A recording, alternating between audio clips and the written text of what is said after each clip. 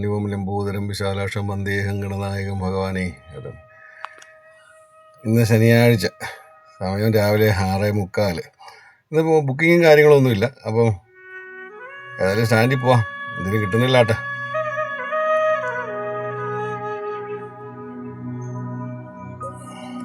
മോചനല്ലേ പോകുന്നത്? എത്ര ദിവസമായി ഇവിടെ തപ്പി നടക്കുന്നത്.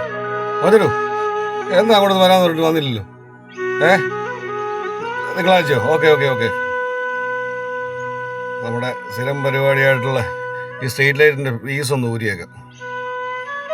അല്ല പിന്നെ അതങ്ങനെ കത്തി കിടക്കും.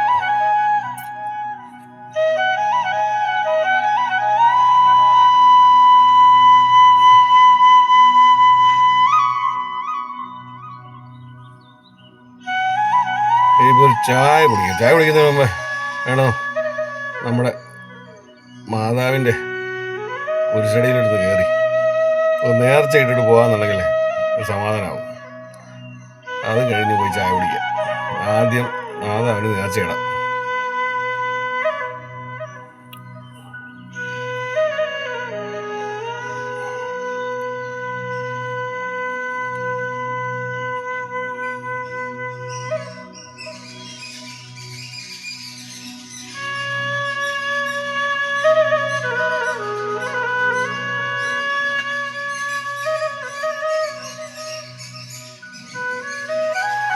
നമ്മുടെ സ്ഥിരം കാണുന്ന ഒരു അമ്മയാണ്. ഇപ്പം ഇവിടെ മീൻ കച്ചവടം ചെയ്യുന്നതാണ്.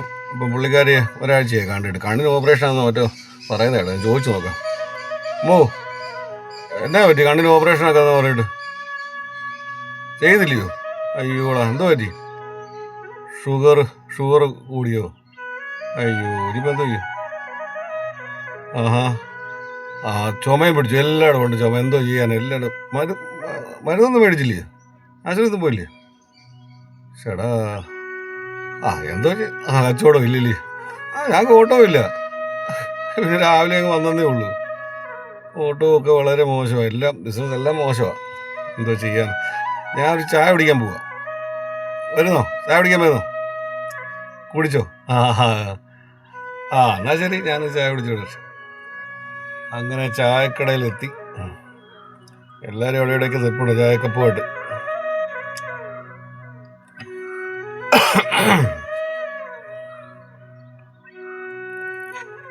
ചേച്ചി ഒരു ചായ തന്നെ. കാറങ്ങടെ എടുത്തു വെച്ചിരിക്കണം. കടുപ്പത്തിൽ വേണേ, മധുരം വേണം. Thank you. ഞാൻ ചുമ്മാ പറഞ്ഞാൽ കാശൊക്കെ ഉണ്ട് കേട്ടോ. റെഡി പണമാ, കടമൊന്നുമില്ല. അറിയാം. ഞാൻ ചുമ്മാ പറഞ്ഞത്. ഞാൻ തമാശ പറഞ്ഞു.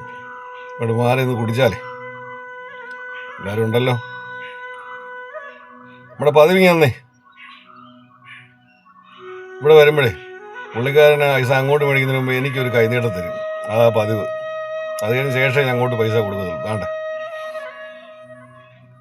കൈനീട്ടമൊക്കെ മേടിച്ചു. ഇനിയും പോയി സ്റ്റാൻഡിൽ കിടക്കാം.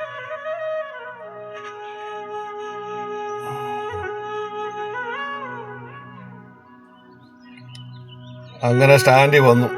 നമ്മുടെ തട്ടകത്തിലേക്ക് വന്നു. ഇനിയെല്ലാം തമ്പുരാൻ്റെ കയ്യിൽ. അല്ലാതെ എന്തോ പറയാൻ.